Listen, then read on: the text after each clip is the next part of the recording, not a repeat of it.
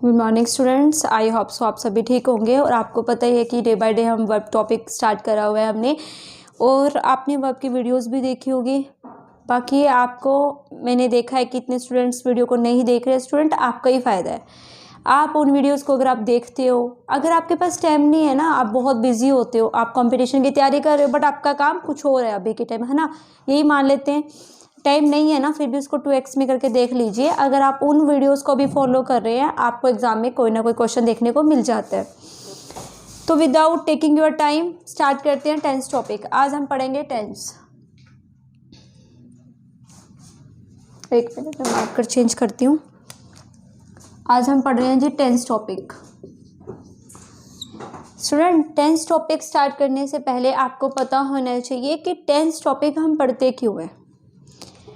Definitely आधे से ज़्यादा स्टूडेंट्स को पता होगा प्रेजेंट, पास्ट, फ्यूचर आपका टेंस के अंडर आता है। ये सबको पता होता है मैम, प्रेजेंट, पास्ट, फ्यूचर ये हमारा टेंस है।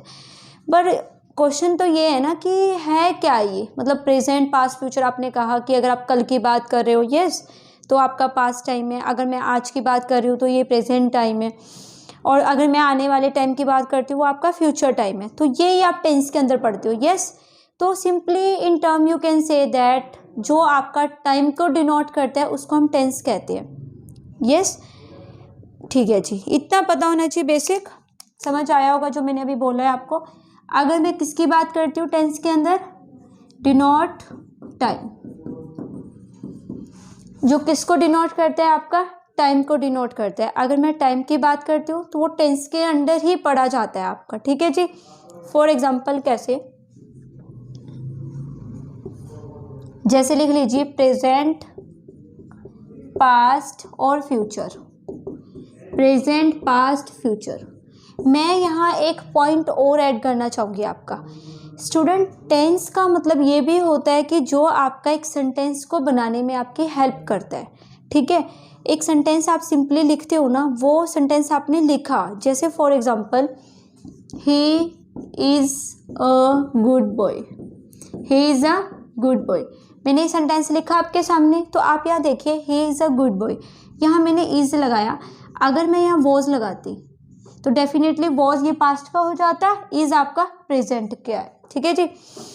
तो आपका ये क्या करता है, एक सेंटेंस को प्रॉपर बनाने में भी आपकी हेल्प कर रहा है टेंस, ठीक है जी।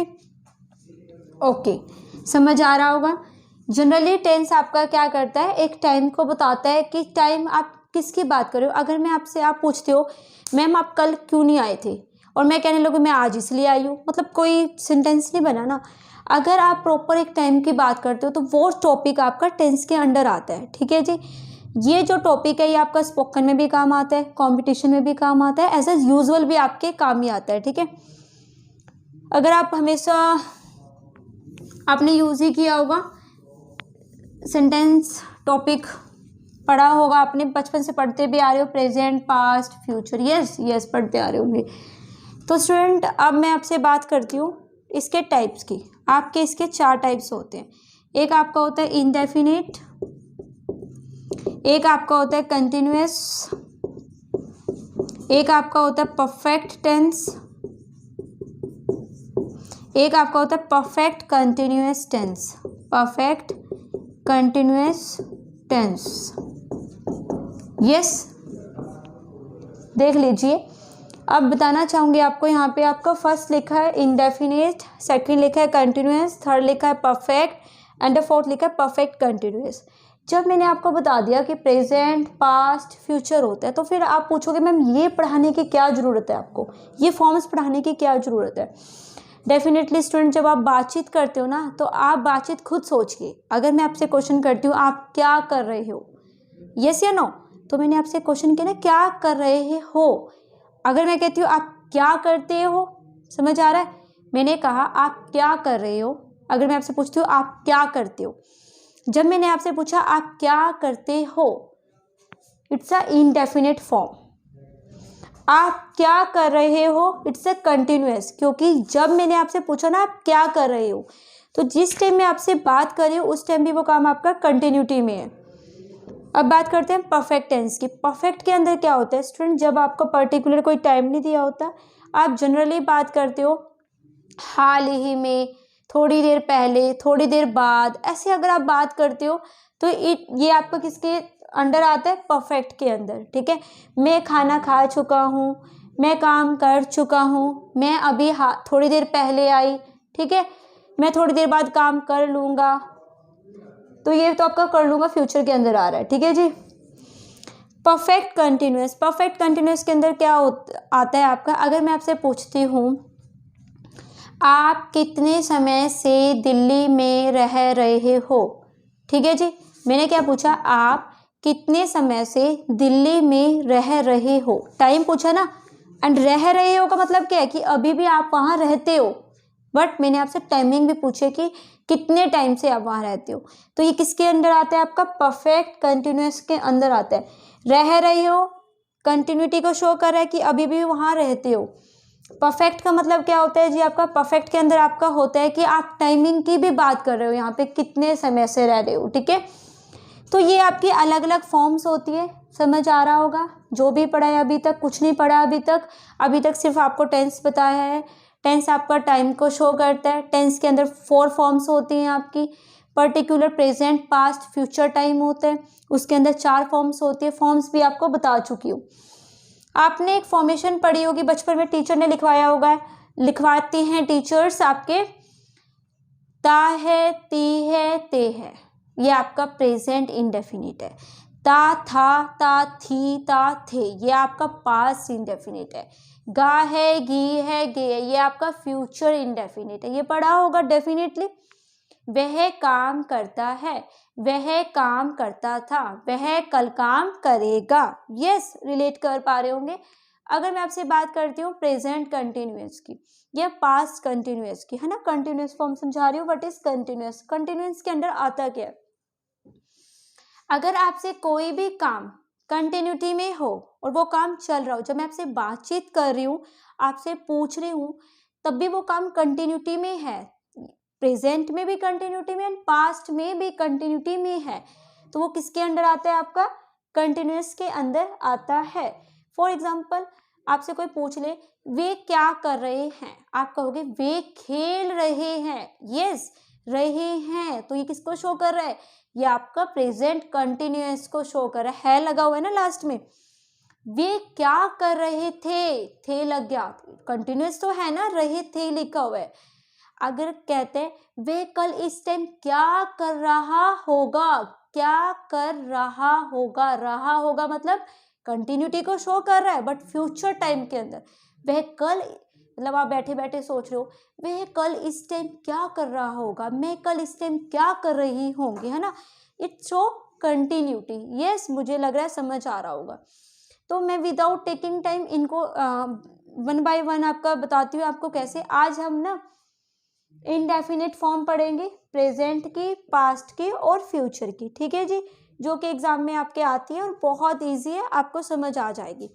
अभी मैंने आपकी बेसिक अंडरस्टैंडिंग थोड़ी सी डेवलप कर चुकी हूँ कि क्या क्या यूज होता है, इनको मैं अलग से भी पढ़ाऊंगी नो डाउट। चलो जी, विदाउट टेकिंग टाइम बात करते हैं प्रेजेंट इंडेफिनिट की। स्टूडेंट्स, प्रेजेंट इंडेफिनिट लिख लीजिए। प्रेजेंट इंडेफिनिट के अंदर सबसे पहले प्रेजेंट इंडेफिनिट बताना चाहूंगी। प्रेजेंट इंडेफिनिट में क्या लगता है, क्या नहीं लगता, वो बात की बात है। पहले आपको ये पता होना चाहिए एटलीस्ट कि प्रेजेंट इंडेफिनिट को आप कहाँ यूज करते हो। ओके, स्टार्ट करते हैं। फर्स्ट, सबसे पहली बात तो प्रेजेंट के लिए प्रेजेंट इंडेफिनिट का यूज करते हैं। यस, बट इनडेफिनिट, अगर मैं बात करती हूँ इनडेफिनिट, है ना, इनडेफिनिट में क्या होता है? अगर स्टूडेंट आप किसी की हैबिट्स की बात करते हो, अगर आप किसी के क्या करते हो, हैबिट्स की बात करते हो, आपने क्या लगाना है? Present indefinite. अगर आपने बात करना है रेगुलर एक्शन, आपने क्या लगाना है? आपने प्रेजेंट इंडेफिनिट। अगर आप बात करते हो इरेगुलर एक्शन, आपने क्या लगाना है? Present indefinite. अगर आप बात करते हो स्टूडेंट आपकी हैबिट्स, यस, अगर आप बात करते हो यूनिवर्सल ट्रूथ की, तो आपने क्या लगाना है? Present indefinite. ठीक है जी, समझ आ रहा होगा, इजी है।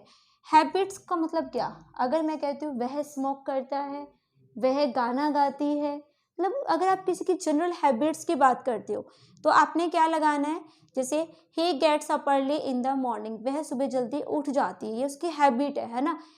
ही गोज टू टेम्पल डेली, ठीक है, वह डेली मंदिर जाती है, it show habit, definitely relate कर रहे होंगे ना।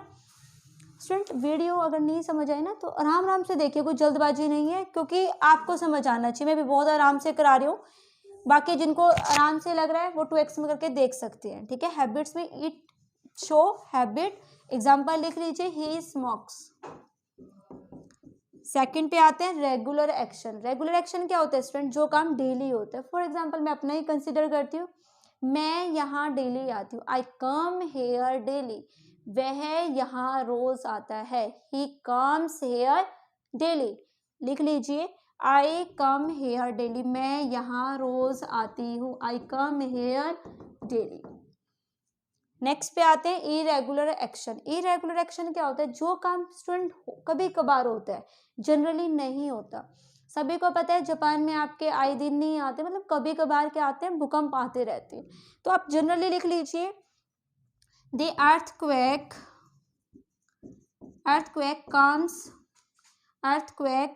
कम्स इन जापान, ठीक है, ओके समझ आ रहा होगा। अब बात करते हैं universal truth. What is universal truth, जो कि सच्चाई है। अगर आप कभी भी किसी सच्चाई की बात करते हो तो आपने क्या लगाना है, प्रेजेंट इंडेफिनिट लगाना है। लिख लीजिए यूनिवर्सल मैं कहती हूँ अर्थ रिवॉल्व्स अराउंड द सन, ठीक है जी, रिवॉल्व्स अराउंड द सन। अभी आप सेंटेंस मत देखिए, अभी आप जनरल सीखिए कि मैम बता रहे हैं कि हैबिट्स के लिए प्रेजेंट इंडेफिनिट, रेगुलर एक्शन के लिए present indefinite and irregular action के लिए भी प्रेजेंट इंडेफिनिट, और अगर यूनिवर्सल ट्रूथ है तब भी आपका प्रेजेंट इंडेफिनिट लग रहा है ना। बस अभी आपको ये पता होना चाहिए। ये मैंने लिखा कैसे है ये मैं अभी आपको एक्सप्लेन करती हूँ बाद में, ठीक है जी। सेकंड लिख लीजिए in newspaper headlines, in newspaper headlines, in newspaper headlines, and लिख लीजिए in commentary of sports, commentary of sports, commentary of sports में भी यूज किया जाता है। अगर आपने न्यूज़पेपर पढ़ा है कभी इंग्लिश न्यूज़पेपर तो आपने चेक किया होगा, नोटिस किया होगा, जितनी भी हेडलाइंस होती है किस में लगी होती है आपकी, प्रेजेंट इंडेफिनिट के अंदर लगी होती है आपकी। कैसे लिख लीजिए, first PM science the deal, PM science the deal. Second लिख लीजिए Virat strikes the ball, commentary of sports and newspaper headlines, ठीक है जी, याद रह जाना चाहिए। साफ कर रही हूँ, इसका स्क्रीनशॉट ले लिया करो स्टूडेंट्स, अगर आप नहीं लिख रहे हो तो स्क्रीनशॉट लीजिए और बाद में एक बार रिवाइज कर लीजिए, याद हो जाएगा, ठीक है। अब मैं आपसे बात करती हूँ, एक सेंटेंस लिखती हूँ आपके सामने, PM leaves for China next week, next week, PM leaves for China next week. इस सेंटेंस को देखिए स्टूडेंट, इस सेंटेंस में क्या है, आपने मोस्टली चेक में अगर आपसे पूछती हूँ किसी से क्या इस सेंटेंस में कोई गलती है तो मोस्टली स्टूडेंट का आंसर होगा ma'am next week. Mostly student सोचेंगे नेक्स्ट वीक है, लीव्स नहीं आएगा।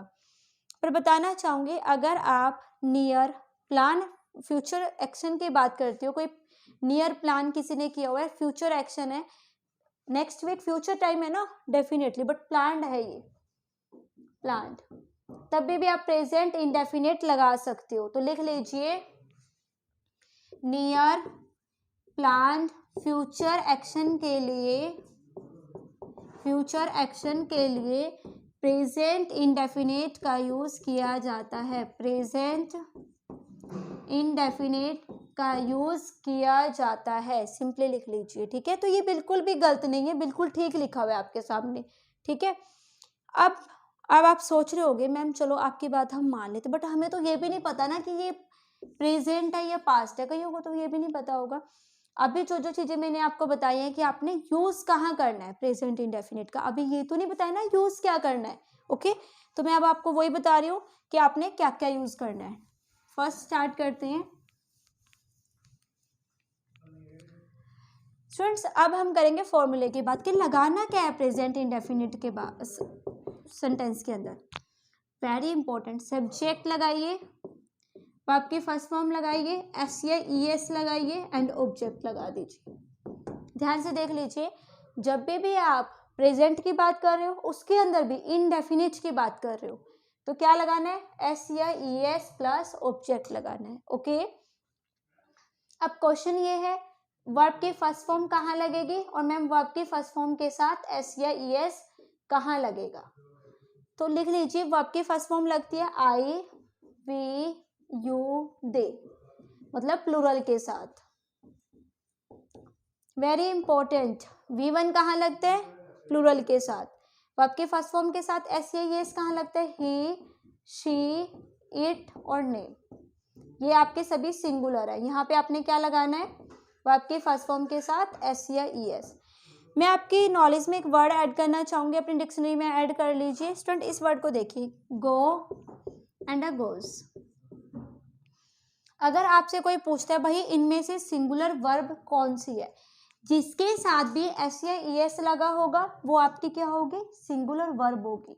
जिसके साथ नहीं होगा वो आपकी प्लूरल वर्ब होगी। कुछ ऐसे स्टूडेंट भी होंगे they are confusing what is कि आपका प्लूरल क्या बोल रहे हो मैम, सिंगुलर क्या बोल रहे हैं। सिंगुलर मीन्स क्या होता है जी, आपका सिंगुलर मीन्स होता है आपका कि जो आपका क्या करते हैं, एक वचन, मतलब एक इंसान के लिए लगाते हो। एंड प्लूरल वर्ब क्या होता है आपका, बहुवचन, एक से ज्यादा लोगों के लिए। तो ध्यान से देखिए, अगर किसी वर्ड के साथ वर्ब के साथ एस या ई एस लगता है सिंगुलर है, एस या ई एस नहीं लगता प्लूरल है। इसका अपोजिट, एक बॉय वर्ड है एक बॉयज है, यहाँ आप कंफ्यूज हो जाओगे। ये आपका नाउन है जी। नाउन क्या होते हैं इंग्लिश के अंदर, जिससे भी आपको किसी व्यक्ति के नेम का पता चले, वस्तु के नेम का पता चले, वो सारे आपके क्या होते हैं, वर्ब होती है, आई एम सॉरी नाउन होते हैं।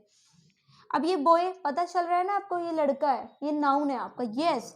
तो अगर आप किसी नाउन के एंड में ऐसे लगाते हो तब वो प्लूरल बनता है, ये तो पता होगा ना। तो समझ आ रहा है नाउन एंड वर्ब में क्या डिफरेंस है।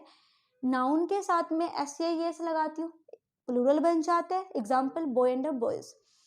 पर अगर मैं वर्ब के एंड में एस या एस लगाती हूँ तो वो सिंगुलर बन जाती है। समझ आ रहा है, तो यहीं से कंसेप्ट आता है आपका। वर्ब के फर्स्ट फॉर्म के साथ कहाँ लगती है, प्लूरल। वर्ब के फर्स्ट फॉर्म के साथ एस या एस, सिंगुलर के साथ लगता है। अब वेरी इंपॉर्टेंट, कईयों को नहीं पता है, नेगेटिव में क्या लगता है। नेगेटिव में लगता है सब्जेक्ट प्लस डू या डज प्लस वर्ब की first form plus object. Same here, do लगेगा आपका प्लूरल के साथ, डज लगेगा आपका सिंगुलर के साथ। Do means I we you दे,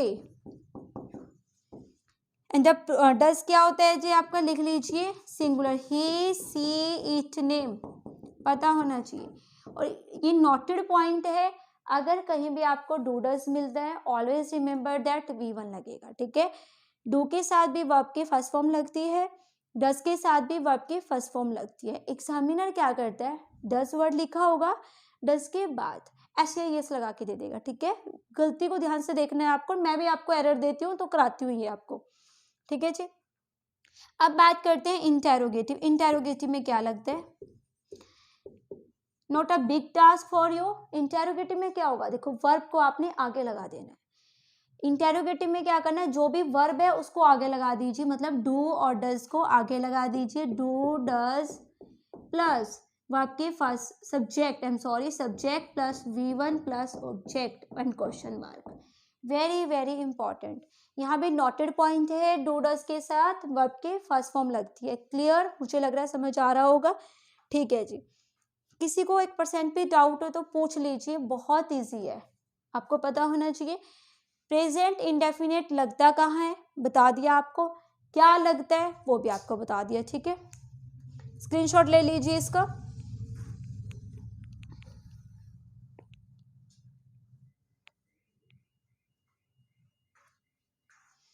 चलिए जी नेक्स्ट आते हैं past indefinite.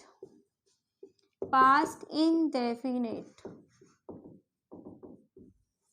Students, past indefinite यहाँ पे सिर्फ एक ही जगह यूज होता है।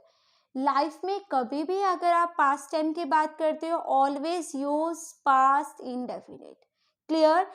कभी भी किसी पास्ट टाइम की बात करते हो क्या लगता है? Past indefinite. सिंपल लिख लीजिए, पास्ट टाइम को बताने के लिए पास्ट इंडेफिनिट इसका यूज किया जाता है, इसका यूज किया जाता है। सिंपल लिखिए इसको। ये कहने के लिए छोटी सी लाइन है बट बहुत बड़ी लाइन है जी। आपके एग्जाम में लाखों क्वेश्चन आते हैं। यस्टरडे देगा, हैड रीच्ड दे देगा आपको। स्टूडेंट सोचेंगे ठीक लिखा है, यस्टरडे पास्ट टाइम है, हैड भी तो पास्ट को शो करता है, बट रॉन्ग है। हैड पास्ट परफेक्ट होता है आपका। ओके, हैड के साथ में अगर वर्ब की थर्ड फॉर्म लगाती हूँ, ध्यान से देखिए, अगर मैं हैड के साथ वर्ब की थर्ड फॉर्म लगाती हूँ तो वो क्या होता है? पास्ट परफेक्ट होता है। समझ आ रहा होगा? ठीक है, ये बहुत बड़ा है, क्वेश्चन दूंगी अभी आपको, चेक करना। अब इसका फॉर्मूला लिखते हैं, बहुत इजी होता है। V2 फॉर्मूले में लिख लीजिए, very very easy. Subject plus verb की सेकंड फॉर्म प्लस ऑब्जेक्ट। इतना सा टास्क है। क्या जरूरी है यहाँ पे? वर्ब की सेकंड फॉर्म। नेगेटिव है तो क्या लगता है? डिड लगता है जी। लिख लीजिए, did plus not plus V1 plus object. Same here, do does के साथ क्या लगाते हो? वर्ब की फर्स्ट फॉर्म लगाते हो। सेम इसमें देख लीजिए, डिड के साथ आपका क्या लगता है? V1 लगता है जी। ओके, अगर मैं बात करती हूँ इंटेरोगेटिव, इंटेरोगेटिव में क्या होगा? कुछ नहीं होता है जी, डिड को आगे लिख दीजिए, did plus subject plus V1 plus object and a question mark. Clear? समझ आ रहा होगा? ठीक है जी। ओके, अब ये आपने स्क्रीनशॉट ले लीजिए इसका कि लगता क्या है? पास्ट इंडेफिनिट में वर्ब की सेकंड फॉर्म लगती है। अब क्वेश्चन कैसे आता है? पहले मैं लिखती हूँ, आपके पास एक क्वेश्चन लिख लीजिए, सिंपल लिख लीजिए एक सेंटेंस, आई केम यस्टरडे, मैं कल आया था। यस्टरडे किसको शो करता है? Past time. यस, मैंने क्या लिखा? V2। बिल्कुल ठीक है मेरा। अब प्लीज ध्यान से देख लीजिए, जिन्होंने वर्ब टॉपिक पढ़ा है उन्हें V1 V2 V3 आता होगा। ठीक है, और आपको कंफ्यूजन रहता है, मैम हमें कैसे पता चलेगा ये V2 है या V3 है? यस, आपको ना सारी वर्ब सीखने की जरूरत नहीं है, आप आसानी से बता सकते हो। ध्यान से देखिए, अगर आप V1 पता होना चाहिए बस आपको। जैसे वर्ब लिखी हुई है आपकी, इससे पहले अगर कोई वर्ब नहीं है, चेक करिए है कोई वर्ब? नहीं है ना। इसके बाद कोई वर्ब है? नहीं है। तो अगर इसके बाद कोई वर्ब नहीं है तो डेफिनेटली ये V2 है। अगर इससे पहले कोई वर्ब होती तो ये V3 होता आपका। समझ आ रहा है? जैसे मैं आपको एक और एग्जांपल देती हूँ, जैसे आपके पास एग्जाम में एक रीच्ड है, ये रीच्ड, ध्यान से देखिए, आई रीच्ड, इससे पहले कोई वर्ब है? नहीं है, तो ये क्या है? V2 है। अगर आपके पास होता आई हैड रीच्ड, ध्यान से देख लीजिए, या आई हैव रीच्ड, अगर ये रीच्ड से पहले कोई वर्ब होती है तो ये V3 बन जाता है। Always remember that. सिर्फ इतना सा टास्क है, कुछ नहीं पढ़ना आपने। ध्यान से देख लीजिए जो मैंने बताया, बस इतना पता होना चाहिए। इट मीन्स ये V2 था, ये बिल्कुल ठीक लिखा हुआ है। अब आते हैं कि एग्जाम में कैसे क्वेश्चन आता है। एग्जाम में आपके पास आते हैं जी, एक आती है आपके पास कंडीशन। मैं जो भी टॉपिक पढ़ाती जाऊंगी उसको रिलेट करती जाऊंगी। अगर आप वीडियो लगातार देख रहे हो तभी फायदा है इन चीज़ों का आपका। मैंने एक कंडीशन बताई थी, इफ के जस्ट बाद सिंपल प्रेजेंट और it will take simple future. एक कंडीशन बता रखी है आपकी। सेम ईयर देख लीजिए, इफ के जस्ट बाद अगर V2 होता है तो it will take would plus V1। Very very important, star लगा लीजिए इसको।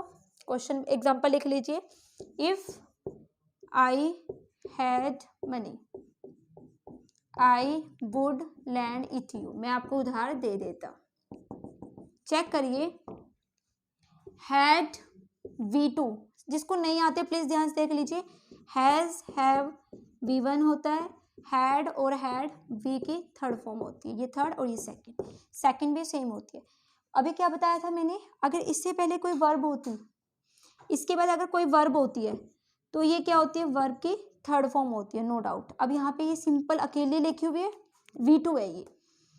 इफ आई हैड मनी, मैंने लिखा ना इफ के जस्ट बाद V2, तो आगे क्या आता है, वुड प्लस आपकी फर्स्ट फॉर्म आती है, आपको ये पता होना चाहिए, ठीक है जी।